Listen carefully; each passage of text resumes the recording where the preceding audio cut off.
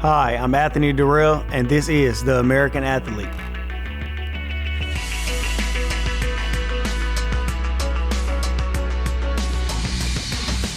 I got in there the first fight, stoppage in the second round. I think I was 9, and after that, that was all she wrote. I truly love about boxing is just being competitive. You know, if you challenge yourself, you move to different levels, and that's what, boxing will do. It'll show you discipline too. Me and my brothers, growing up, we was competitive. If I got a knockout, my brother would try to get one, or if I did something, just regular life things, he'll try to do it a little bit better. It's definitely competitive, but the special thing about being in a boxing family is like every guy, a certain punch to throw or know how to do this and do that, and if you don't know how to do it, they can show you. So it got its disadvantages and advantages of it, but most of the time, it's just everything is good that come out of it because my family know how I fight, and they know that I'm gonna go in there and do it, but they can tweak me a little bit and tell me certain things that they can see on the outside because they did it already. It's tough. We work out dang near every day. I think the only day we really get off is Sunday. You get to the point where you gotta stay focused on the task. You can't really think about outside things, and you stay focused on what you need to get done. And once that goal is done, that's just all the better when it's done, when you succeeded at what you wanted to do. 2014, I first won my title.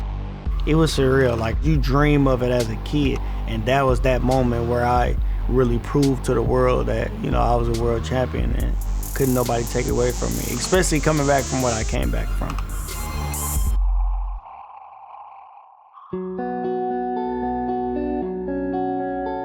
As a 2-time super middleweight champion, Anthony knows how to make it to the top of the mountain. But getting there for him was far from easy. Just as his career was starting out at age 21, he was diagnosed with cancer. You gotta just live regular life, especially having cancer. You gotta have good people around you, gotta have funny people around you. Family, people who care. You gotta keep doing really the same thing that you've been doing throughout the time. You can't sit in a dark house because it'll just make it worse. It'll make you feel depressed. It'll make you feel not worth it. And you gotta get out, you gotta explore, you gotta see funny things, you gotta do funny stuff. Because I'm not a quitter. I'm always gonna go in there and fight and give my all, give it 110%. Going through chemo, it was hard. I think it was one of the toughest things I had to do, if not the toughest, because I got to sit there and get medicine drained in me 4 and 5 hours every 2 weeks. That was my schedule. Every 2 weeks, 4 and 5 hours. You can't eat 3 days after because you can't taste nothing. It was tough. Like, the only thing I can really taste was fruity stuff, and it wasn't just fruit. It was like Fruity Pebbles, or like Taco Bell was one of the things I was eating because I can really taste it.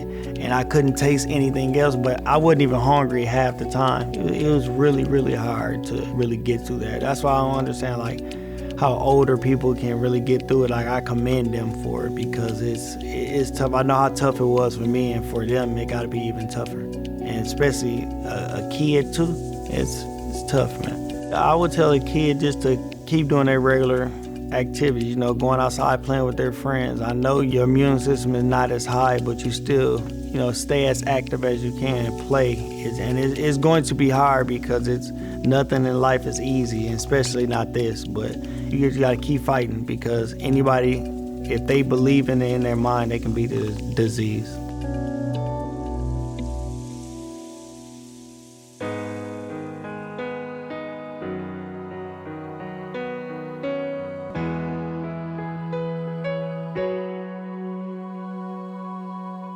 I'm doing a Boys and Girls Club in the heart of the north side of Flint because that's where the water crisis happened. So I want to put something there that's positive. If I have to build a building or get a building and just remodel it, I want to put something there positive where it's something for them to have after school activities, help if they need help, and just somebody to look up to, a big brother, a big sister. And that's my goal, to help Flint out with that.